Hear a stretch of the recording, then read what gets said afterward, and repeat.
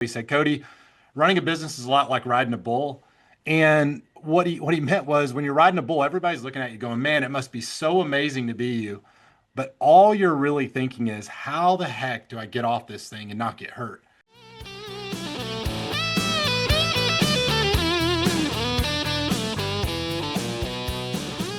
Welcome to Advisor Talk with Frank LaRosa, brought to you by Elite Consulting Partners. It's the only podcast offering unfiltered guidance and the direct advice for all things concerning financial advisors, RIAs, and the practitioners in the wealth management business.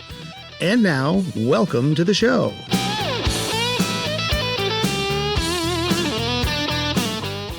Hey everybody, welcome to Advisor Talk with Frank LaRosa. I'm your host, and I am joined today by several people. I'm very excited about today's podcast because it's been about a year in the making. And for those of you that may already be listening to my podcast, you'll know that we released a podcast recently with Ken Grider from Raymond James, who heads up their investment banking.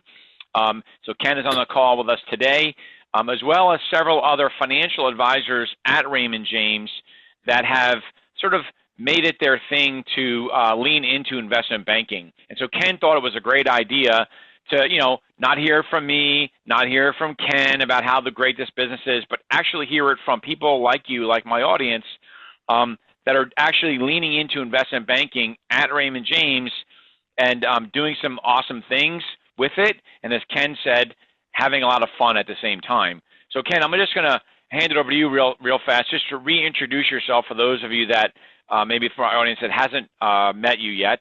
They should go listen to your two-part series.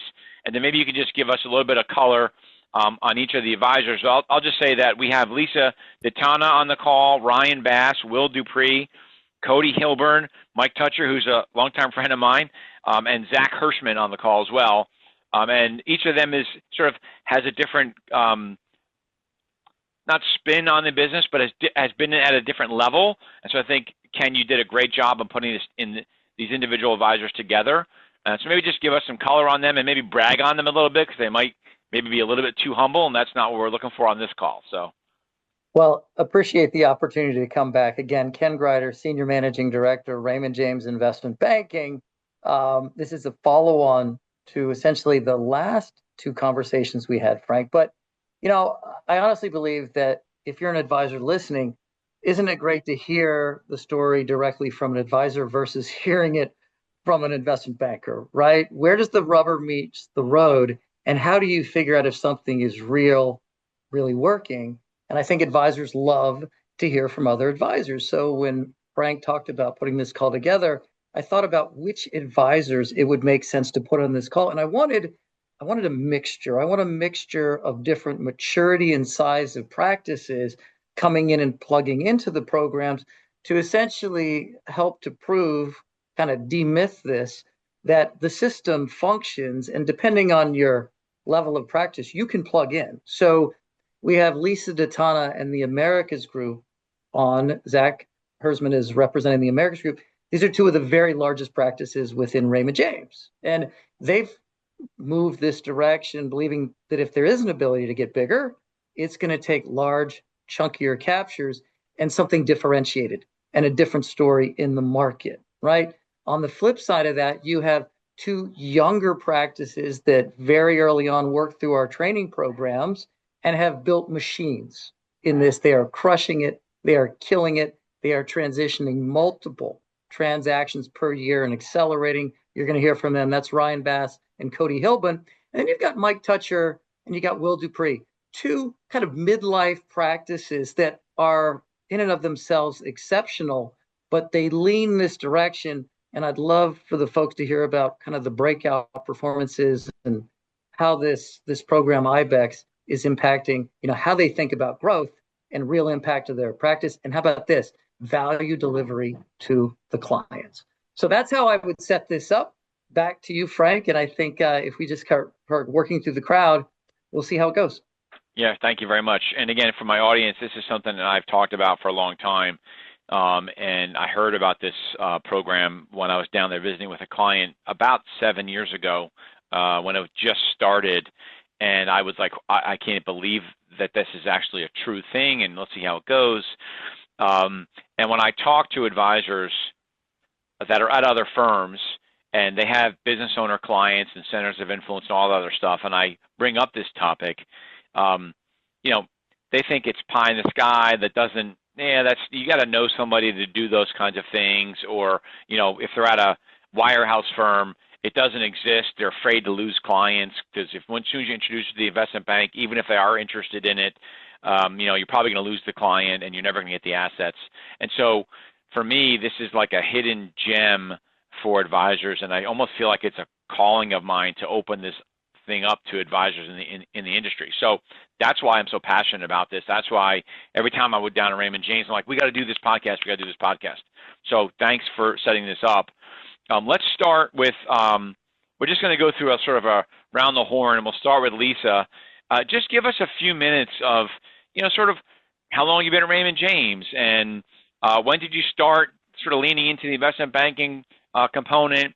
If you feel comfortable, how many deals have you done, and what kind of asset accumulation, as Ken is saying, these chunkier deals, what have you brought in? What can you attribute to, your AUM as it relates to this space? Because, and it's not also, I want to tell the audience, when we talk about AUM and net new assets that they've gathered, and I think some of them will get into this in a little bit, it's not all about just doing the deal, right? So for my panel, if you want to also keep that in mind, we would love to learn. I know, like Mike, you and I had a conversation about the amount of assets that you're bringing in versus the number of deals that you've done and are working on. I mean, that in and of itself, most advisors would be thrilled with, right? Just the net new asset flows. I think you said somewhere between $20 and $50 million a month or something like that. Crazy.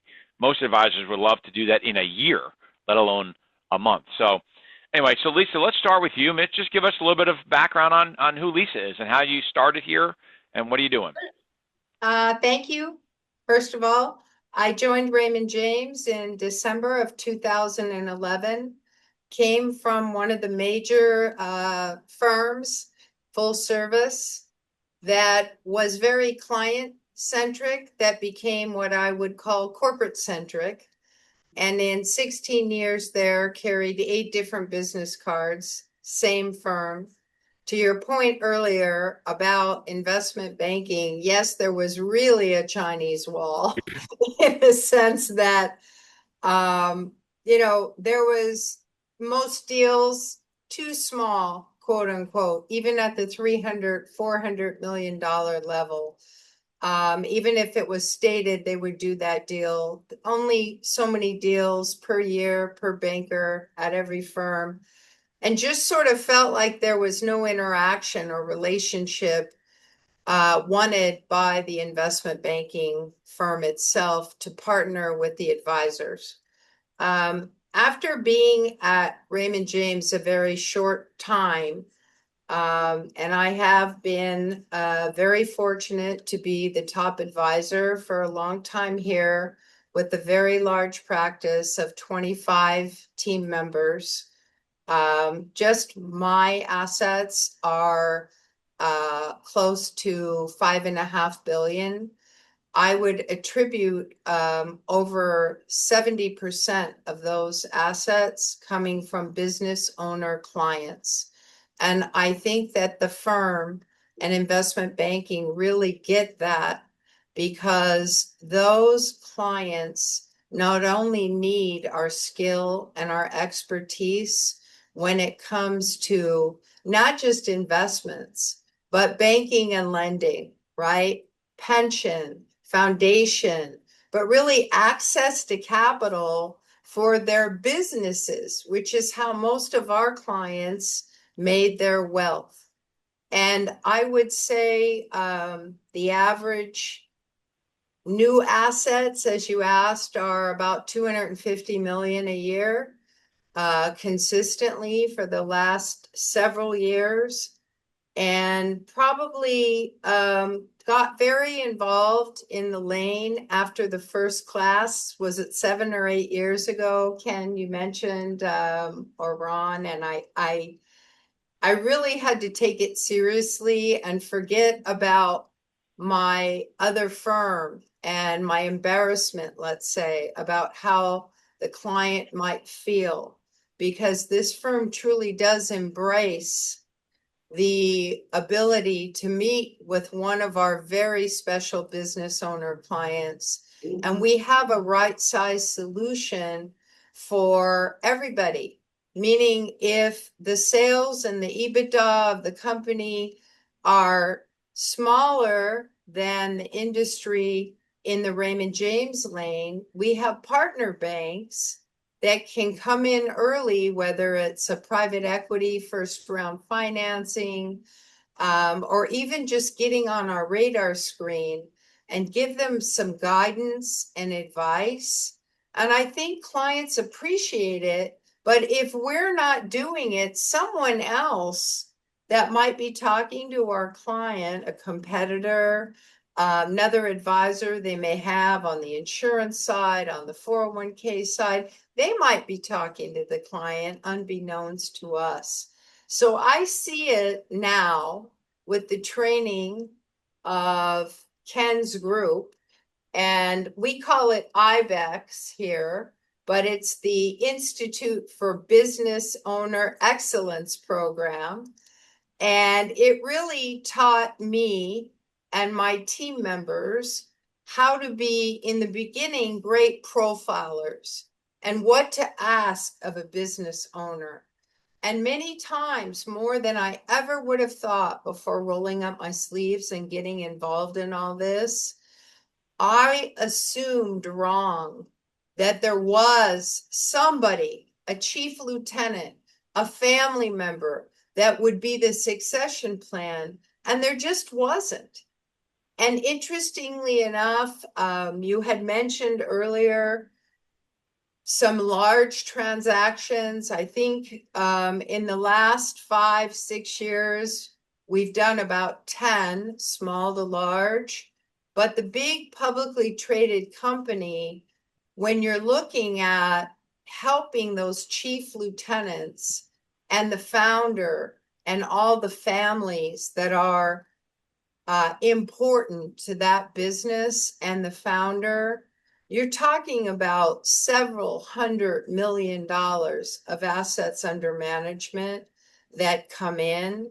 And even for the client that has a business that's selling for $100 million, it's a huge liquidity event. And they're so grateful and happy to have the service, because they really haven't been, in my experience, comfortable finding an investment banker and going out and talking, because they're not really sure sometimes what they want to do.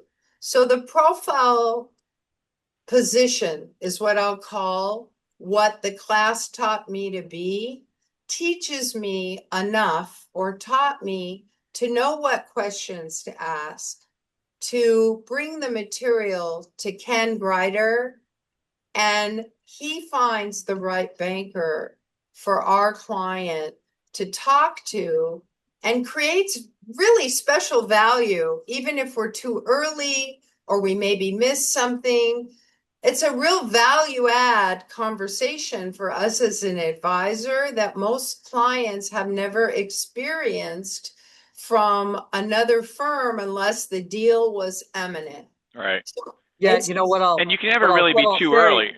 What I'll say Lisa has become exceptional at is transitioning how she thinks about the investment bank from a change or transaction agent to a business planning resource that we make available. And I think she's at a run rate of 3 or 4 new businesses a month we take a look at, and actually hosting her own business education events in her market, which has been wonderful to see. All right, Frank, back to you. Yeah, we're gonna get to that, because I like many advisors that listen to this call, if I was an advisor, I'd be like, this is great. How do I do that locally, right? Which we'll get to that. So let's just go around the horn. And I have another question for you, Lisa, but we'll get to it also about, has to do with I'll call it reputation, right? I mean, I admire Raymond James more than just about any other firm, right? But everybody talks about, oh, you got to use Goldman, or you got to use JP Morgan, or something like that. And I'm going to come back to some people about asking, like, what was that experience like when you brought up Raymond James Investment Banking to someone that may not have known Raymond James to be to be that, right? So we'll get to that in a second, but let me go around the horn here, and I want to go to Ryan, because Ryan, you're sort of maybe on the other side of Lisa, where you're sort of newer to the not the business, well, newer to the business, but newer to this level of business. But you've already had some nice wins, and so maybe give us a little bit of just a few minutes about your practice, and maybe brag a little bit about one or two of your wins. Thank you guys for having me. And my wins are a direct result. I'll just start and hit it right on. My wins are a direct result of the education the firm has provided through IBex and through the Masterclass. I started to learn the language of how to talk about these types of transactions, how to have these conversations with business owners, and it has led to many successes for our team and hundreds of millions of dollars of asset capture as a result of these conversations. So taking a step back, I'm Ryan Bass. I'm a partner within the Silverman Partners, a Raymond James team. We've got a 17-person team now that has expanded and really focused in and around business owners and investment banking transactions. I've been at the firm for just over a decade. I like to break our practice up into kind of three main categories. I tell them we have three verticals. One being private wealth, where we're working with ultra high net worth families, family offices, and business owners on all things that you'd see on a traditional platform. Whether that's public equities, bonds, alternatives, financial planning, exit planning. We have multiple CEPAs on our team, certified exit planning advisors. And our team is really broken up into different areas of expertise, and we all collaborate for that private wealth client. The second vertical that I'd like to say that myself and my partner Dan Kraus head up is more family office or institutional coverage. So we've really kind of specialized and focused on family offices, not only on private market transactions and investment opportunities, but really consulting to those family offices to say, hey, show us some of your operating companies. What are the capital market needs within those companies? What kind of investment banking solutions at any given moment in time might be appropriate for those companies within a family office portfolio, and helping them to think through what kind of solution might be available through either our 800 investment bankers at Raymond James or some of the partner investment banks that Ken and his team have curated over the years. So that's the second vertical. And then the third one being really focused on investment banking specifically. You asked about some of the successes. I'll just hit it straight on. I am not the smartest guy in the room by any means. I will tell you that if I can do this, anybody listening to this podcast can do this if they spend the time learning the language and learning how to identify what a real opportunity is. We had last year, I had the ability, a guy from South Florida who grew up working in shipyards and on boats had the opportunity to ring the bell and be in Midtown Manhattan on the big screen. And for a public transaction, we did multiple private transactions last year. So that was a really good feeling and success story. But I'll be the first one to tell you that a lot of the asset capture, and I think Michael's going to talk about this as well, a lot of the asset capture that we've had comes from just being an expert in and around the language that these business owners want to hear. That has resulted in a lot of opportunities for large accounts that we otherwise would have never had the opportunity to engage with. And so our team has leaned into it with the blessing and the resources that Ken and his team have built for the firm. And we're just lucky to have what, all these resources to help us do it. Awesome. And again, there's you're all, so far, there's been a lot of commonalities, and so we'll get to all those things too. So all right, Will, so you're up. You're sort of mid-career. I guess maybe you were looking for a second gear or another level. So give us a little bit of background about your practice and why did you start all of a sudden go, hey, that sounds like a good idea? Yeah, thank you, Frank. My practice started about 30 years ago as a normal smile and dial financial advisor who woke up every day trying to figure out where I was going to get the next client from and how I was going to grow the business. And I spent the first 16 years at Morgan Keegan, which we were very fortunate to have Raymond James buy us about 13 years ago, and that was terrific. I had had some earlier experience with investment banking, but it was kind of the luck of the draw deals. My business partner who had just come on's father was going to sell an oil field service business. And we ended up hiring the Morgan Keegan investment bankers. We had a successful deal. We closed it. And I looked around and said, well, that was kind of fun. Can we do it again? And there just was no platform to set up to do it again. A few years later, we had a bank that wanted to sell, and it kind of fell in our lap, and we found a good investment banker, and we did a small deal, and again, looked around and said, how do we make this part of a business? And there just wasn't any piece to it. And about 4 or 5 years ago, I think Lisa mentioned the IBex conference, or the Institute for Business Owner Excellence. And Ken invited me to go to that conference. And I was just taking notes left and right. You know, there were great speakers. I think Cody was up there speaking at this group, as well as some other distinguished kind of Raymond James advisors. And they were talking about how they had taken this investment banking approach and they had blended it with the retail retail private client group business to turn over opportunities for the advisors. And it just made total sense to me.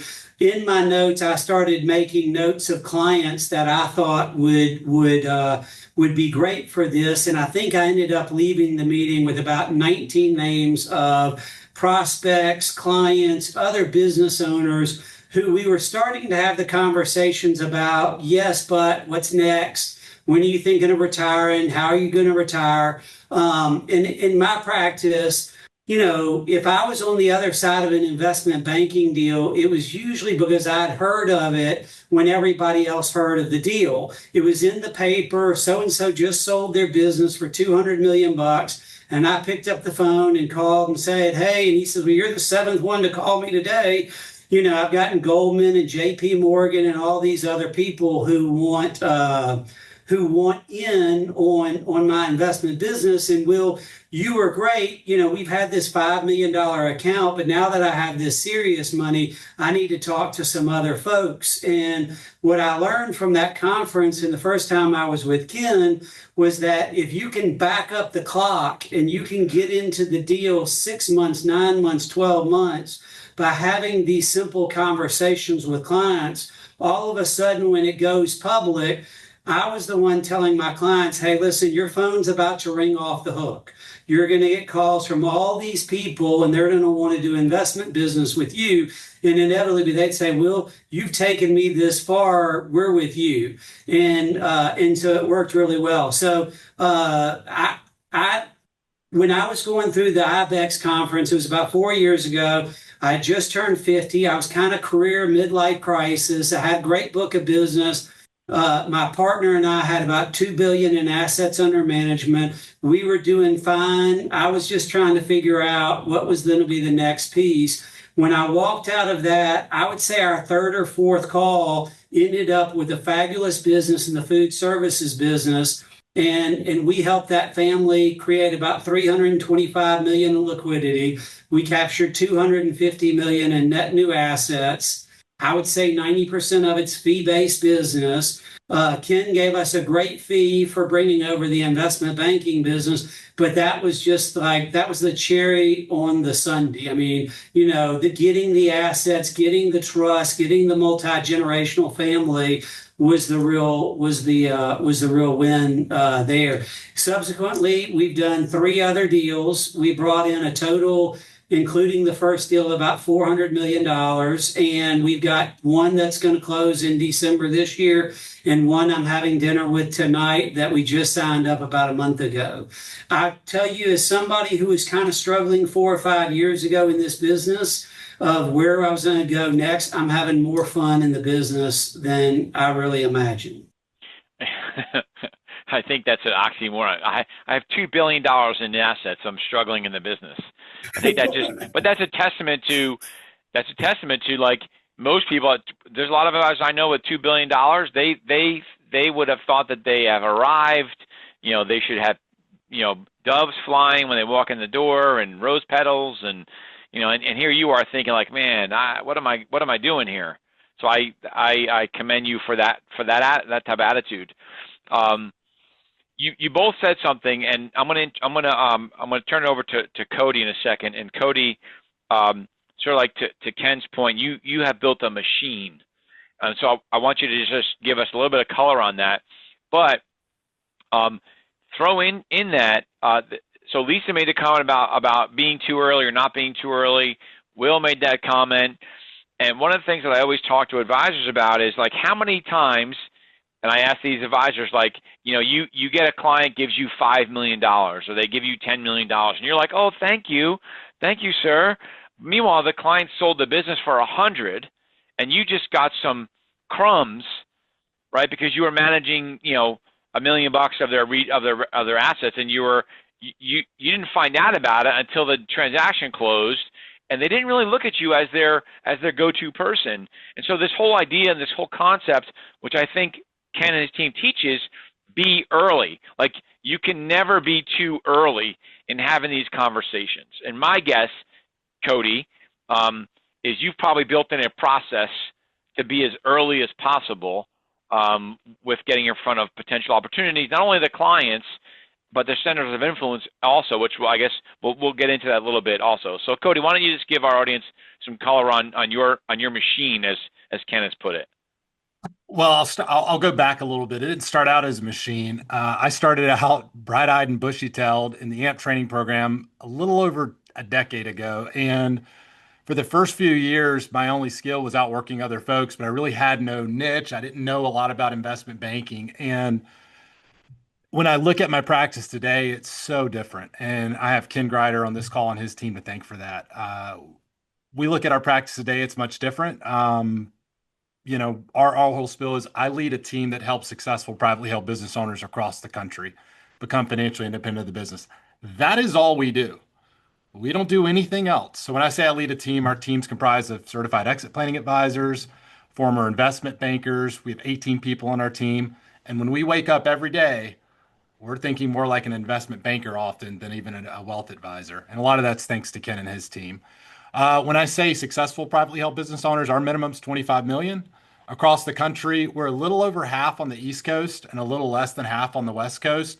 And I've noticed since COVID a big shift down to places like Florida and Texas for obvious reasons for anybody on this call that's been through an exit. And then I'd say the most kind of eye-opening thing for me is that last statement of what I said, helping business owners become financially independent of their business. Ken's heard me say this before, but it just resonates with me. A client said this to me probably about 2 years ago. He said, Cody, running a business is a lot like riding a bull. And what he meant was when you're riding a bull, everybody's looking at you going, man, it must be so amazing to be you. But all you're really thinking is, how the heck do I get off this thing and not get hurt? That's really what Bespoke does. And over the last 3.5 years, we've helped 76 successful business owners exit their business. And it's been life-changing for them. It's been life-changing for us. But I can attest things like the Institute or Business Owner Excellence, things like the Masterclass, all the programs that Raymond James does, sets up someone that came in bright-eyed and bushy-tailed who knew none of this to be successful. And just so everybody all the advisors that are listening to this, I mentioned I have former investment bankers, I have former certified exit planning advisors. I don't have any of those backgrounds. So I actually grew up in a single wide trailer off a dirt road. I'm the first college graduate in my whole family. I promise you that I wasn't having conversations with my parents at the dinner table around private equity, reps and warranties, earnouts, and all the fun things that we all on this call talk about. So similar to what Ryan said, if I can do it, I promise you, anyone listening to this podcast with the proper tools and resources like what Ken and his team provide, you can do it too. Okay, I'm going to get into how did you make that shift, but let's just go around the horn here. So you mentioned something so we have the Institute for Business Owner Excellence, which is IBex. So we're going to just keep calling it IBex because I think it's one of the coolest conference names that I've heard. It just sounds cool to say. And then you talk about Masterclass, and so Mike, I'm going to introduce you next, and Mike and I have known each other actually for, I guess, 6 or 7 years something like that, through something, another entrepreneur business ownership thing that we do. So I've been to Mike's house and everything. And Mike, I'm just gonna say I'll just say a traditional advisor where all of your business came from referrals. You might be known for playing some golf on occasion. I'm not sure. Maybe. Yeah. Not sure if you play twice a day or once a day every day. You play a lot of golf. But, yeah. When we first met, you weren't doing any of this. It was, Raymond James was awesome, and it was you and your son, Junior, as we call him, who's not so junior. He is 6'6" and 270. So, yeah. So, but Ken mentioned that you as someone that went through Masterclass. So for you, again, give a little bit of background. Sure. And then maybe if you just touch on the Masterclass experience, what happened there, and then we'll move on to we'll wrap it up with Zac, and then we'll get into some other questions. Okay. Well, I'm going into my 34th year in the business. And I was with a life insurance company for the first 11 years of my career. Saw the light, got out of that, joined Raymond James and Associates back in 2006, and then saw the light again. I think I'm the only advisor here that's on the independent side. So, because I know you work with some of those guys too, Frank. So I made the transition to Raymond James Financial Services back in 2016. Yeah, I know how Will said, I did a lot of smile and dials. Well, we called them kitchen table beat ups, KTBs.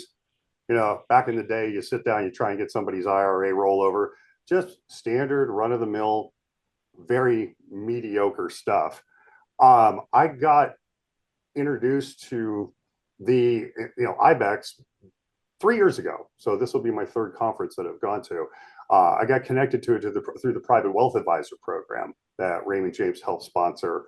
And when I saw it, I'm going, wow, this whole program speaks to everything that I just want to do for my clients, because I have a lot of business owner clients. Like you said, I play a lot of golf. I play about 200 rounds a year because, well, poor people don't join private golf clubs. So that's why I hang out there. You don't have to be good at golf. You'd think I'd be better for as much as I play. But the conversations that you get in on the golf course, and as far as I'm concerned, golf is a wonderful character indicator on whether or not I actually want to work with that client to begin with. And so going through IBex and going through the masterclass, that just really refined my process, gave me the knowledge, gave me the skills, gave me the confidence to be able to talk to these business owners, because a lot of them do golf, about what's going to happen next for their business. What's going on now? What are you looking at in the future? Again, I'm the smallest team probably out of everybody here. It's me, my son, and my operations manager. That's it. Okay. We've had a couple of deals that have signed up and signed LOIs. Haven't even closed one yet, but in the last 2 years, I'm up about 230 million from where I was. And I would estimate we probably got somewhere between 5 and 6 billion worth of deals that are in the till in various stages, but LOIs not signed yet. But folks that I know that are handing me $20-50 million a month that I work with, even though we haven't closed the investment banking deal yet, it's been life-changing. I can't thank Ken and Raymond James enough for putting together a program like this, because it's literally changed the financial trajectory of my family, period. Because my son's going to carry this on long after I'm gone, and it's just been wonderful.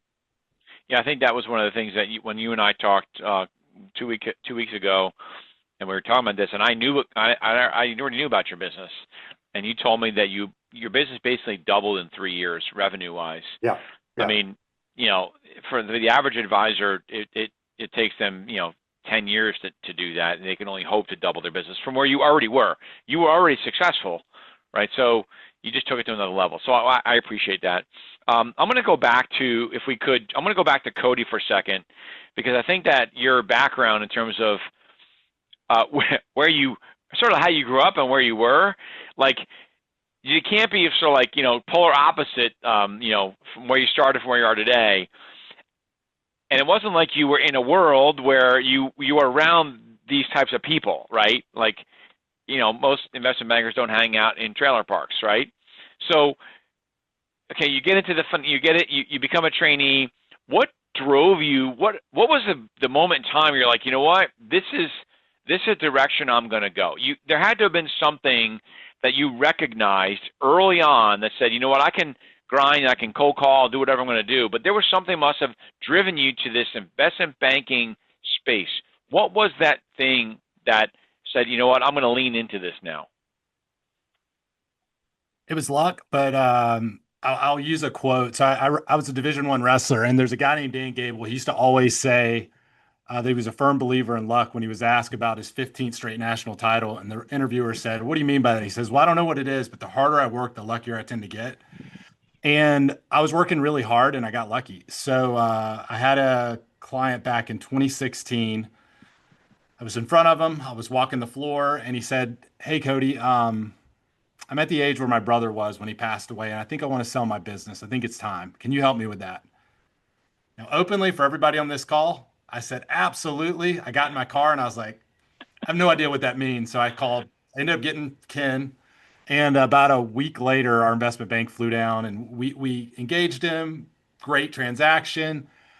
And I looked at all this work I'd done for the past few years. And when that transaction happened, I looked at my book of business. And I'm not smart, but I have common sense. And then I looked at how much assets I just brought in, and I was like, I think I'm doing something wrong. I think I just need to focus on that. And luckily for me, I never had a lot of money. So the amount of money I was already making was more than sufficient. So I was like, hey, if I'm ever going to take this risk, now's the shot. And I leaned in. I can go more into this, the IBex and all the other things, but really I just leaned in. I started telling everybody that I knew, this is what I do. It's all I do. I don't do anything else. And it was a big risk at first, but obviously it's paid off. But yeah, dumb luck and just believing in myself and going for it. Okay. Frank, if I could, I'm going to hop in. I'm going to hop in really quick and disagree with you respectfully. So just again, learning to how to identify an opportunity and listening. I'm going to disagree with investment bankers don't hang out in trailer parks. So this year, because of the language and using the language of IBex and using the language of Masterclass and learning all this stuff, we got referred a trailer park owner that was ready to exit her trailer park. Beautiful business, by the way. We ended up capturing those assets because she was interviewing 3 other advisors, and we were talking about all the words that Cody was using earlier that we have learned through the IBex program and Masterclass. And to her, she said none of the other people talked about these things, and helped her think through the pre-transaction planning, which is a lot of what is talked about in Masterclass. Again, I hope everybody does the Masterclass because, again, life-changing. Trailer parks are great. Yeah, it's funny it's funny, you know what, now that you mention it, as I'm looking, if you look over my shoulder, you'll see a Ferrari racing helmet here. I'm part of this program, and one of the drivers in the program, he's got 3 cars, and each car is about $600,000, is an owner of a trailer park. Yeah, so, I think for all these advisors on this call, what's interesting, they come into this and it seems exciting because they hear the big numbers. They know there's this big wealth transfer, but historically they've thought that, okay, pitching wealth management and trying to go in and create a relationship with a high net worth individual, that's the way you do it, because this concept of the business seems fuzzy. I don't know if I can be confident. I don't know if I can learn that language. That's hard. What's interesting is when you go through the training programs, what was thought to be easy and hard, it flips, right? What becomes easier is going where the competition isn't and looking for ways to add value to the business that even an incumbent advisor in their firm aren't thinking about or focusing on. You get your foot in the door, you add value there, and then you segue the conversation toward traditional wealth management, right? That's kind of how it works. And, I'd like to hear Zac because, again, America's Group, one of the other really large practices in the firm, they took a look at this thing and they sell wealth management very well, like Lisa and the other practices here. But all of a sudden you become aware of how easy it is to walk through this door. And when you get a business owner talking about their business, sometimes it can be even hard to get them to shut up, right? So Yes, Zac, we like talking about our businesses for sure. Definitely. Yeah. Yeah. So Zac, why don't you give us a background? We sort of jumped over you for a second and making sure we're bringing you back. So tell us a little about your experience on your team and what your role is and how it's been. What has the experience been for you? Sure, absolutely. Frank, Ken, thanks again for having us. As Ken mentioned, I'm one of the partners of the Americas Group. Don Tedeschi is our senior member. He started the business 38 years ago, and he had a similar story to Lisa Detanna, similar predecessor firm. He was been at a legacy Citibank company for 20, 25 years, and that switched business cards multiple times to Smith Barney, which everyone loved, eventually Morgan Stanley, and then now we're at Raymond James. And we've been here about 11 years. Well, the team's been here 11 years. I've been here about 10 years. So similar time frame to Cody and Ryan. The Our experience at Raymond James has been incredible. Mirroring everybody else on the call, Ken has really changed the way we think about growth going forward.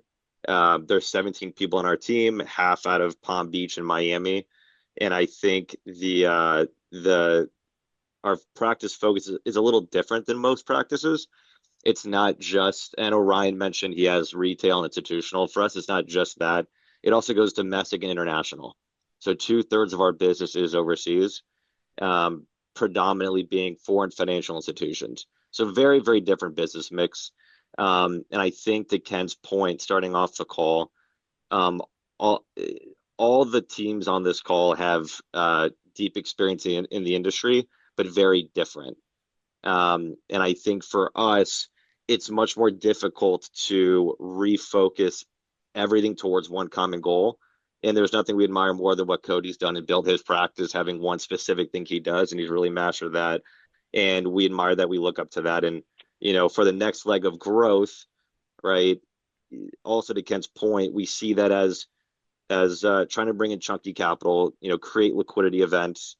We have many business owners in our book of business, so it's trying to farm that and find opportunities. And I'd say a lot of the clients that have found us over the years have already had their liquidity events and they come to us, just because at our predecessor firms, they did not foster the partnership between the investment bank and private client group. But Raymond James, Ken and his team within Raymond James have really helped to bridge that gap. I would say that there is one dynamic that most people don't really talk about. I think most people talk about referring sell side activity to the investment bank and uncovering this liquidity. One of the special things that Raymond James does is sometimes when a company or a business owner needs growth capital, they might turn around and bring that back to private client group so that we can participate. So instead of a traditional 60-40 stock and bond portfolio, we can carve out 10% and say, let's do some private equity, but direct deals. And I think even clients that our competitors are not being shown that. So I'm going to give a big shout out to Ryan, because Ryan brought an opportunity to the firm, and that was fortunately made it through committee, and we were able to participate, and we raised a lot of money for that company. And I'd like to say that as we talk with business owners and go through the IBex program, everything we've learned from the program has helped us make business owners comfortable, but also see what does life look like post liquidity. What is my portfolio going to look like, and how is it going to pay me into retirement now that I don't have distributions from the company anymore? And from that transaction with Ryan, you can literally look at the Miami downtown skyline and say, look, we can look out of our office and say, part of your portfolio is going to be the skyline, or it's going to be the HVAC company in the Midwest doing a roll-up strategy. And that resonates very well. I know I've rambled a bunch. No, I think that that's an interesting component, right? Because I was gonna ask this question earlier. I think that people don't understand or don't think that Raymond James has those types of capabilities, right? Like, oh no, if you want to do that kind of business, you have to go to JP Morgan, or you have to go to Goldman Sachs, or you have to go to one of the big banks, right? But they big wires. And that's simply not the case. So I appreciate you asking that question. I want to ask Lisa, I just want to make sure that we get a lot of these questions covered.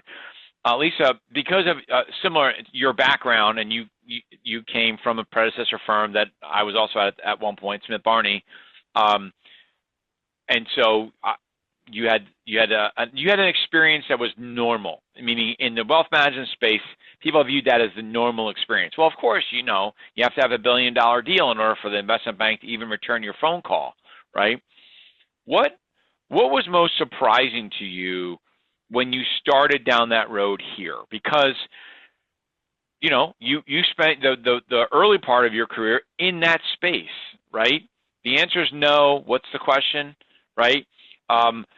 Weren't you nervous about bringing a big opportunity to the big, I'll say it, the big bad investment bank and losing the client? Like, what was that like, and what were you most surprised about? I think when I moved to Raymond James, I was really ready for a change, and I did look at 11 firms.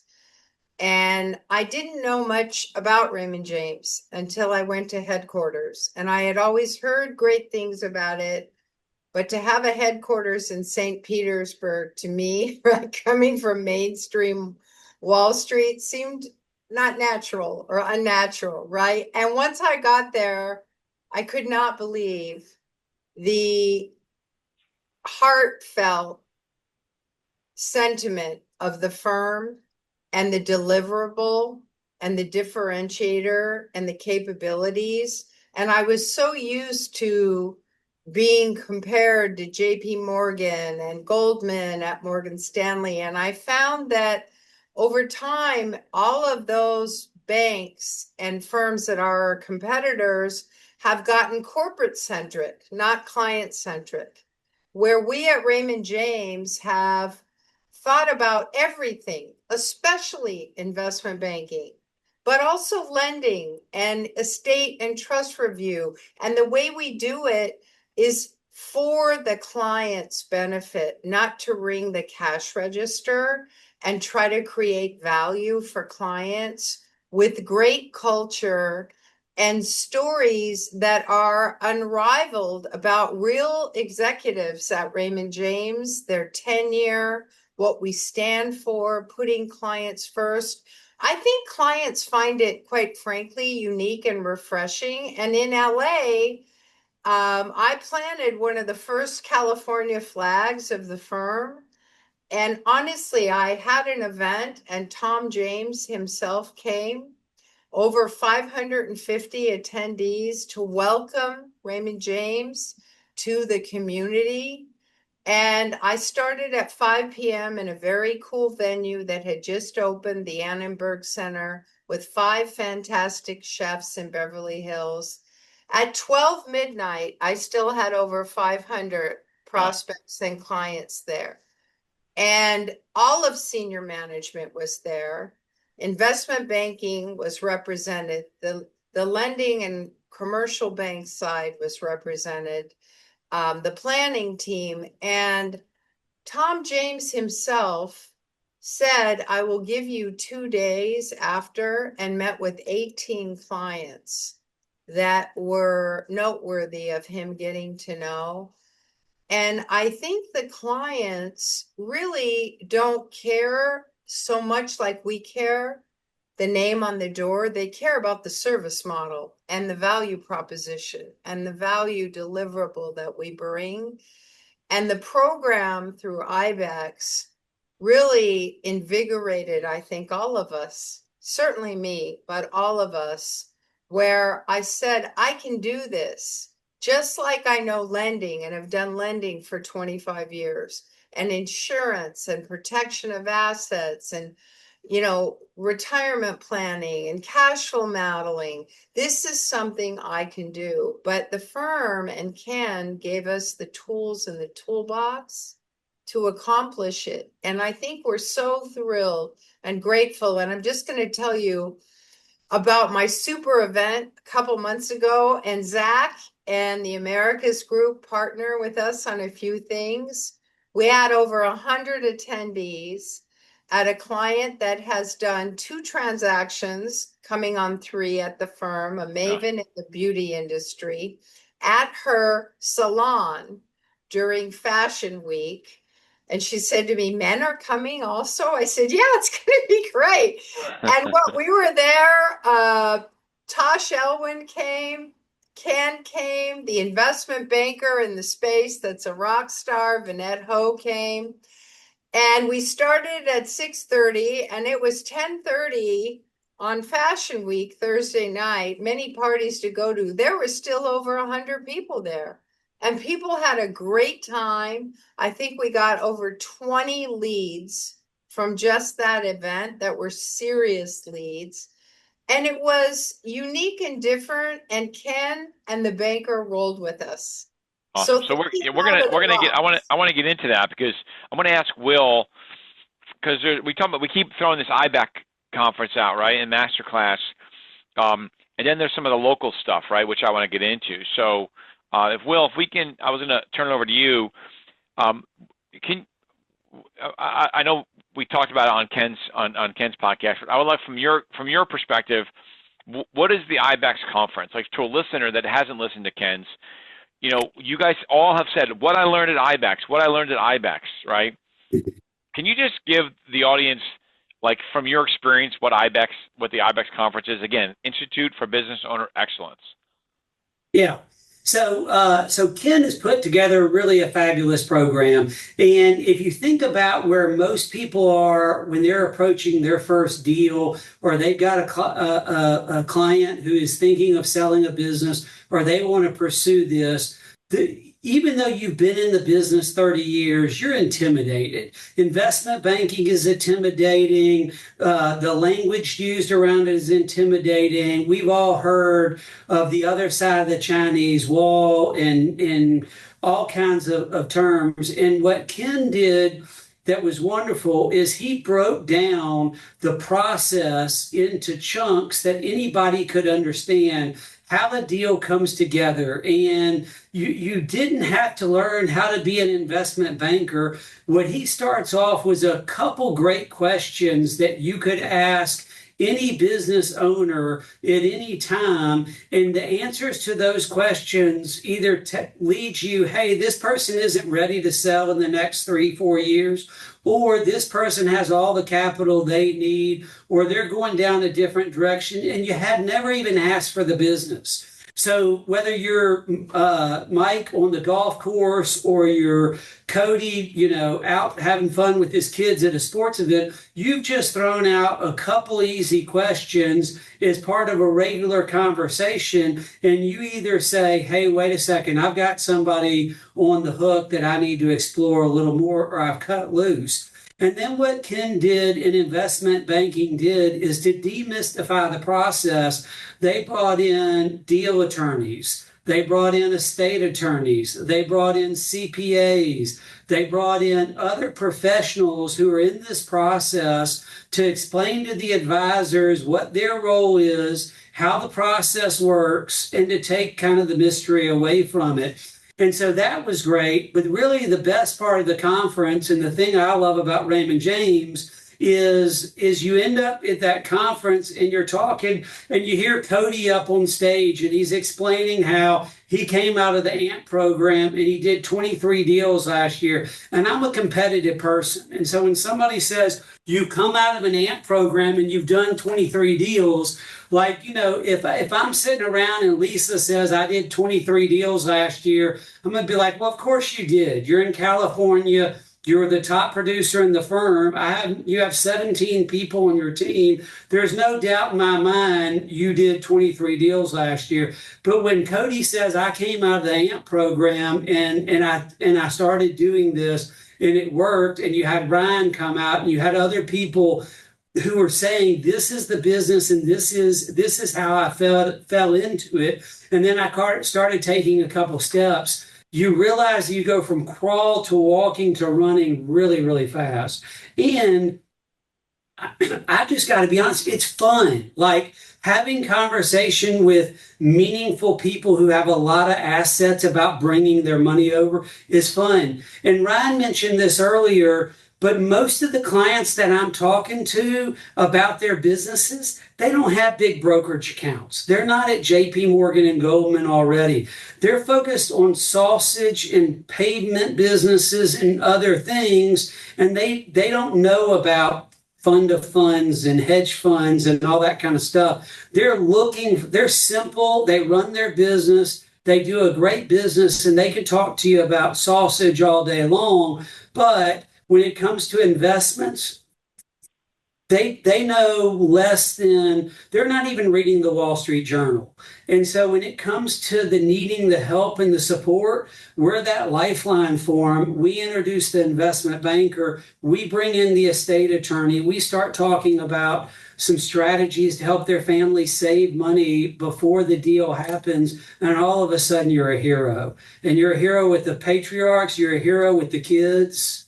It's just neat. So, you've all said this consistently, and I'm gonna ask Zac a question here. But one of the things you've all said was they taught us how to talk, right? Like they taught us how to talk, and we all know, sometimes it's not about how much you can tell somebody, but it's about the questions that you ask them that determines whether you're knowledgeable or not. And I've been listening. So, Zac, I'm not going to ask you to talk about that, but what I am going to ask you to talk about, because you sort of mentioned this in terms of that you do different things, I want the listeners to understand this isn't about, and you all have sort of subtly mentioned this, right? But doing investment banking business isn't all about selling the company, right? Because some business owners don't want to sell their companies, at least not yet. They want to grow the company, and all of their capital generally is tied up in their business. So it really becomes, how do you help the business owner tap into what's available to them, right, without selling their company? So Zac, can you just talk about that and the types, because I know you talked about the private equity component, right? But how are you helping business owners tap into, I think you had said capital markets needs, right? And so when I hear capital market needs, I think like lending as an example, right? Lisa, I think you mentioned it too.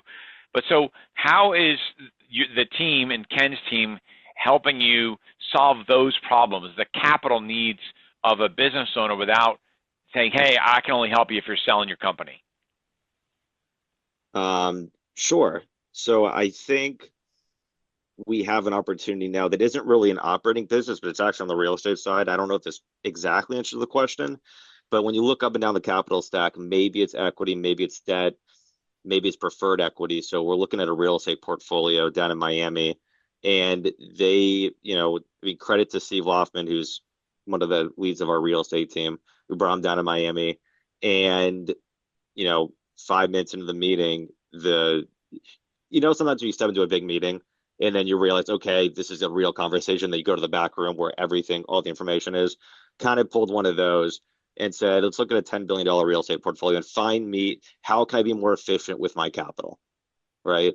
And so that was, I know it's not probably exactly what you're looking for, but we just went through that a couple of weeks ago, right? So to your point, there's a lot of levers we can pull. And I'd say if it is an operating company and it's not necessarily just pulling in private equity, I mean, I've got another example from last week, and Lisa was actually at that lunch.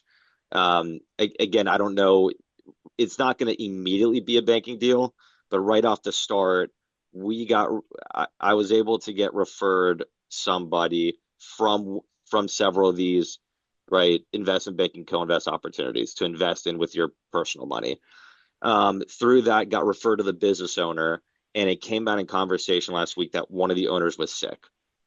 And they're talking about doing a personal buyout. And what does that look like? How do you plan on the wealth management side for your family's legacy? How do you stay protected and de-risk? As Cody says, how do you become financially independent from the business? That's quite literally what the conversation was. And the partner was hesitant at first because, he was like, but we're growing so much. I don't want to leave upside. So the follow-up conversation is going to be, how do we build in kickers on the back end, and then eventually have, I guess, a second bite for the owner being bought out, but really the ultimate exit from the other partner, right? And that's where it'll be like a banking transaction. Yeah. So you can be pretty creative. I mean, sometimes it's not necessarily the bank. It could be an attorney up front, or other times it could be the bank providing debt, right? Yeah, but I think right, and the whole point is I want the audience to understand that it isn't just about a sale of a transaction, right? Right. I know, Mike, you and I were talking about a situation where you were helping somebody with their company do some roll-ups, right? You were with the bankers, were going out and helping this client actually grow their business through, you're attempting to, through acquisition of other businesses within his field, right? Can you just maybe touch on that just a little bit? And then I want to turn it over to Cody for a second, and I want to get into the weeds on, hey, this all sounds awesome, but how do I go and source opportunities, right? And I don't know enough business owners, i.e., what are you doing in the center of influence space, and how are you doing it on a local level? So, Cody, just think about that for a second. But Mike, talk about a non-sale transaction, but serving the business owner on the opposite side, and that is helping them grow through acquisition. Right. Well, that situation that you're talking about actually happened with a deal that we had an LOI on, and it actually fell apart. They had roll-ups, and the roll-ups came to us and said, look, we really appreciate what your team, Raymond James Investment Banking, we had Marco Horvat working on it. Guy is just awesome. I will say our investment bankers, they have been so kind and generous as far as what they're able to share with me as an advisor to help me help them, asking the right questions, making sure we position them right. So Marco is actually working with us with the roll-ups from the deal that fell apart to package them up and help them all have that liquidity event and get the scale and put some, gasoline on the proverbial fire to grow. And then they want to be in to get that second bite of the apple later on down the road. Right, which is interesting because I think a lot of advisors feel fear and feel like if they get an investment banker involved and it doesn't go through, it's going to blow up their relationship. And what you're saying is actually it enhanced the relationship because the other side of it, essentially the sales side, eventually came to you and said, hey, we liked you guys so much. Right. Can we work with you? So that's interesting. Yeah, it's been fantastic. Can we move to, you do the IBex conference, and that's great, and that's educating you. But one of the things that I believe Ken has also done and helped you all, he's put it together, and that is, and any of you can answer this, but I think, Cody, you have done, I believe you have done some of this, and that is teaching how to put on these events on a local level. And Lisa, you just, I think, referenced two of them. Putting these things on a local level to generate leads, right? But it's more than just like putting a bunch of business owners in the room, right, Cody? It's about everybody else as well. Yeah, and this is where I think it's amazing that there's this term I love called creative larcening, where you get a really good idea from someone else and you kind of say, hey, that's a good idea. I think I'm going to do that. So the very first IBex, Institute for Business Owner Excellence, kind of workshop that Ken did, he asked me to speak. And keep in mind, I was still, and Ken, feel free to comment on this, I would think I was still in AMP training program. And I'm like, why does Ken want me to speak? And Lisa, you were there. Zac, Don was there. And you guys all spoke to me afterwards. And I kind of said what we were doing. We were just starting down that path. I think we had done one deal, and maybe I had two or three that were under LOI. And then I had this huge pipeline of like, if you know me, I was sold. I was like, I'm gonna close this much by this date and do this, and this. And after that little, and it was small. Like what you're gonna go to, Frank, when you come to IBex, you're gonna be blown away. But when we first started, and Lisa was there, it was pretty small. It was in this little classroom type thing. But here's what happened. I noticed how interested all the advisors were, and I left that and I was like, I bet I could do this for clients and prospects. And so I reached out to Ken and I was like, Ken, would you mind if I just created this little workshop and started doing it in like our local little area? And so we did one, and we got 50 people there, huge success, couple deals came out of it. And now we're up to 3 a year. We do 3 a year, one on the West Coast, 2 East Coast. And we've got it, like you mentioned, it's a machine. We got this thing kind of down now. But really, This was just an idea from IBex that we just said, hey, this seems to be interesting to a lot of people. I think we could do this for clients and prospects. So that's actually how this, we call it business owner strategy summits.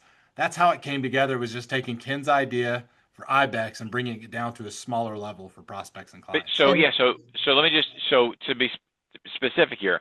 So you're inviting business owners to the event. And then who's speaking at the event? Are you also inviting local attorneys, local CPAs, like who else are you bringing there? Because it can't just be business owners. Yeah, Ken, were you about to say something? No, listen, they'd rather hear it from you. Go ahead, do it, buddy.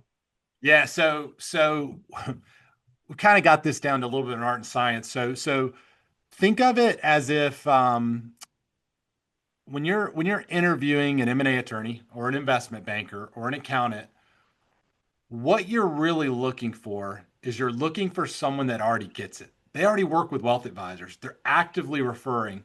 So often in our world, when we go to look for those professionals, we think that, oh, they don't have a wealth advisor. That's perfect. They'll work with me. But what I've found is, as good as we all think we are on this call, if that professional has already been successful and they were successful without working or collaborating with us, they're going to continue doing what they're doing, and they're likely only meeting with you for a potential client. And so it starts with the vetting process. It starts with identifying, getting the right people on your team, and then making sure that the professionals you're using are really experts. And I tell this, and this is one of our biggest stories to clients, is when they're interviewing us, I say, hey, when you're going to look at that M&A attorney, I want you to look for the M&A attorney that is a deal attorney. That's what they do. They're not over there doing personal injury on the side or your estate plan. Like, they are an expert. When you're looking for an investment banker, make sure they know your space. So you're painting that picture, you're building it with the right individuals. And then once you have the individuals, if you're looking to do a workshop, you just do a simple scorecard. No one likes to lose. You have a weekly call, and you just put a scorecard of how many attendees you have coming. And then if you keep putting that on the board every single week, people will magically start showing up, or it gets really uncomfortable really quickly. So yeah, we do that 3 times a year right now, and it works pretty well for us.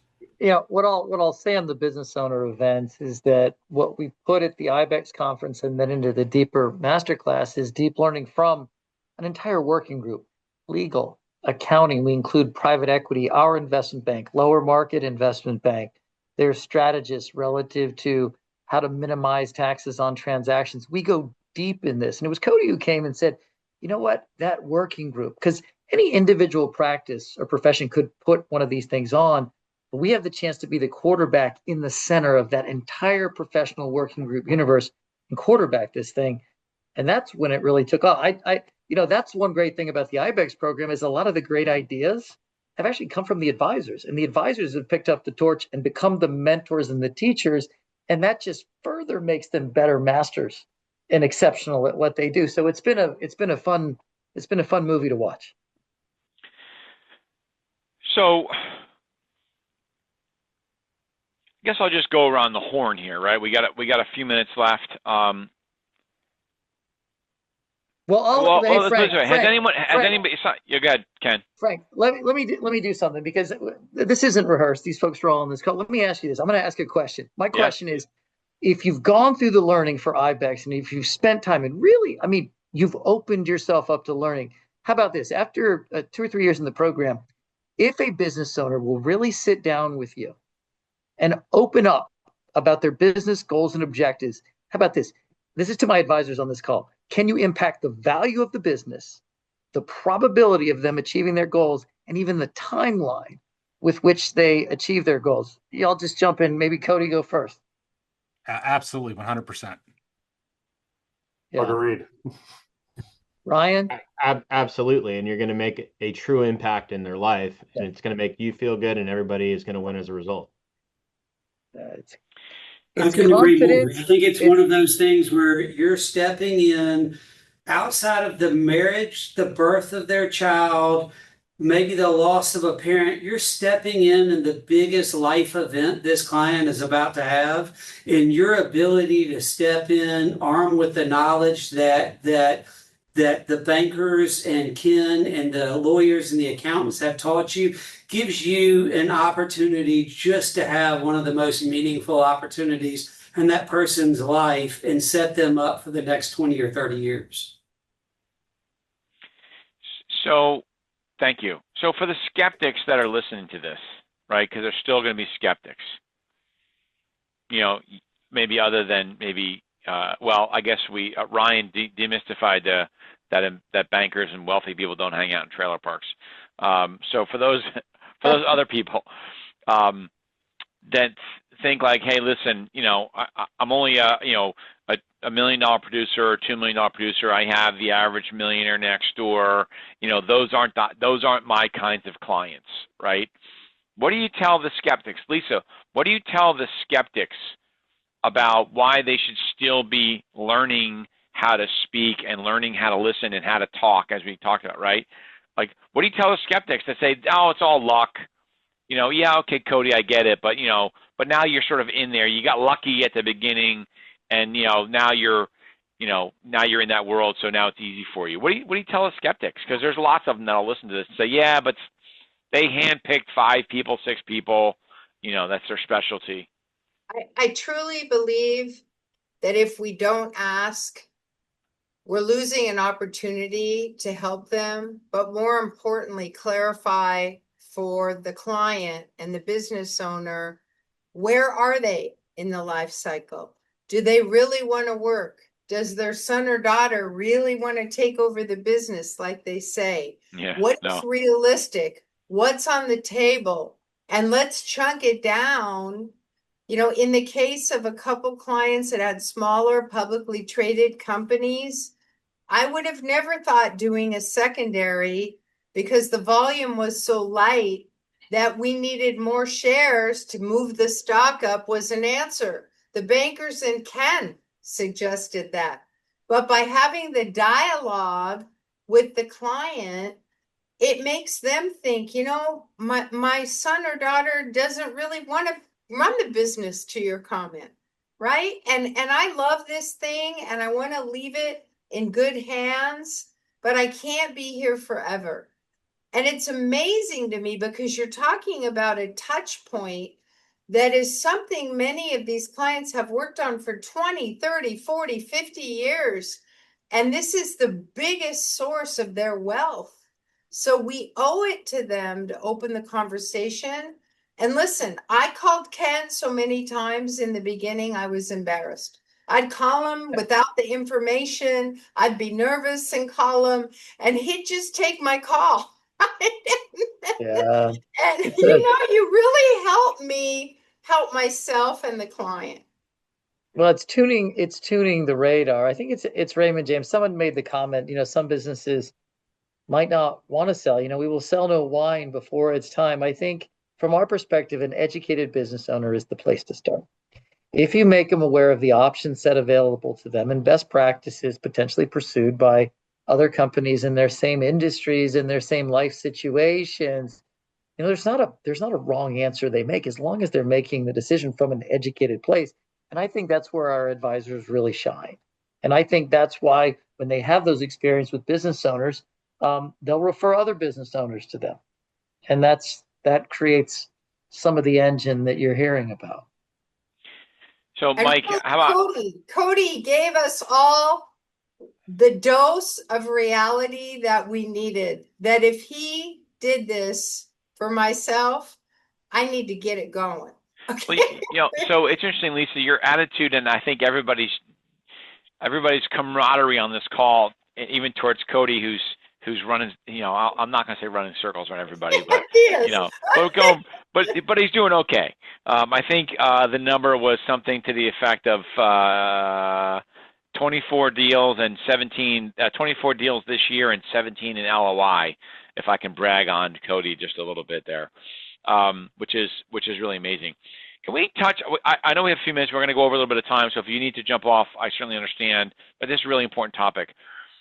What hasn't been talked about, which I know happens, you got the IBex and you got the Masterclass, all that stuff's put on by Raymond James, but the group, I'll just say the larger group of you, not just beyond you all, right? But the advisors that lean into this, you guys also do a lot of sharing. Right? You guys, which is unusual because sometimes in this kind of world, especially in the wires, it's like, oh, no, I can't give you my information because you're going to compete with me and my clients, right? But what's that been like? It seems like you guys all know each other and all get along and all that. Are there things that you all do in addition to the stuff that Ken has put on that have helped you advance your businesses, other than recording Cody's conversations? Well, I invited Cody and a group of guys to the hunting camp last year, including Ken, and I did it selfishly because there's only so much you can learn from some of the IBex conferences that you want to get around and socialize. And then I said the same thing. Ken puts on a great event down in Boca Grande, Florida, where he brings in the advisors who've had the most success in the last year or 2 years in doing investment banking deals, and there's very little agenda, and it is mostly hey, we put you in the room together so you can have great conversations. And getting in the room with the people on this call and that side of it from Raymond James is really, really fun. I think there are two types of advisors out there. There's advisors who say they're growing their business and they're really waiting back to catch referrals that come in. And there are advisors that are really interested in growing their business, and they're finding something like investment banking to move the needle, moving it forward. And in our group, when you find a group of advisors like on this call, but really there's probably 50, 100 of them plus at Raymond James that are out there who staked this is their growth strategy. And when you can circle up with them on a Chairman's Club trip, President's Club trip, or just the opportunity you're in the market with them and sit down and buy them lunch, it's just great what you pick up on, because we're all learning this together. Nobody in the industry is doing what Raymond James is doing right now. And so we're following Ken, we're following Cody, but the reality is everybody is learning from each other with every new deal we bring to the bank. And I would say in the next 5 years, this thing, the momentum, the flywheel is just going to take off. Yeah. Mike, how about you? You seem to be one of the newer entrants into this space. How has the group helped you? Obviously, Ken and that, but how have you tapped into the group itself to learn? Well, again, everybody's just so willing to share their knowledge, and they understand. Look, the pie's not static. There's plenty of room for everybody at the table, and it's like, if Cody's giving me a hint on how to do something better, and then he sees that I'm having success because of it, well, again, he's competitive just like everybody here is on this call. He wants to get better, and it just constantly raises the water level. Rising tide lifts all boats, and we just make each other better. Iron sharpens iron, all that good stuff. Awesome. Okay, well, listen, I think that I really appreciate it. I want to respect your time. We're a few minutes over. But this is a huge topic, and I think to your point, like, I do believe that this flywheel is just getting going. I was at another firm recently, and they have access to smaller boutique investment banks, I think like Lisa was referring to, right? And I know that they do. And I asked the question, like, hey, do you do anything to train your advisors to tap into that space? They didn't have any idea what I was talking about. Like I couldn't believe it. I'm like, oh my God, even I know that your advisors can do this stuff, right? And so it's really a unique opportunity, and you guys are really, I'll say you're fortunate, and Raymond, you're fortunate to be at Raymond James, but Raymond James is also fortunate to have you all there, right? That you're leaning into this, and you're all fortunate that Ken is a visionary, and because we all know that, right? Investment banker type people. Not that I'm going to, brand Ken as one of those people, but they don't see things that way. And Ken, your example on my other podcast about the two magnets is the best example, right? If you just turn one magnet around, right, and it attracts each other. And I think that's what Ken has done really well. So I thank you all for being on the call. I thank you for sharing your successes. It's been wonderful. Ken, I don't know if you want to say any last minute thoughts, but I really appreciate everybody on here. Cody, thanks for being a good player there. sort of joshing with you a little bit, but all the success that you've had, I'm sure you're okay with it. Ken, anything last words? I just want to thank everybody here. I mean, you've got day jobs and you've got awesome practices. And your final question, Frank, was really focusing on the ethos of the firm, right? Which is one where I think virtually every advisor that has gone through this program, right? You've got the conference that teaches you to know it when you see it and be able to have the conversation. You have the masterclass that teaches an advisor that wants to if you will, calibrate their practice. And this is what they want to focus on, and how you deploy CRM and technologies and conversations and COI relationships like the investment bank does. And then you've got to the point where they move to hosting their own events. It's been wonderful to watch, but in all those different forms of growth, everyone who's passed through the program has had this mentality of paying it forward and wanting to help lift the next group up, because the world is big enough, and they know as the firm as a whole continues to grow and become known as the place for business owners and advisors to go, that want to focus on transitions and successions and be just the perceived center of excellence for that. It's become a great home and a great culture for that. So thank you for having us on today. No, I appreciate it. I'm trying to make it a home for other advisors. When I do profiling of advisors that I work with at other firms, and as soon as they talk about, half my clients are business owners, I'm like, okay, like game on. There's only one place you should be going, and here's why. And again, they don't believe it, which is why which is why this call was really important, because they just don't believe it, right? Unless they hear it from people that are actually doing it. So everybody, thank you for taking the time. We're a little bit over. I really appreciate this.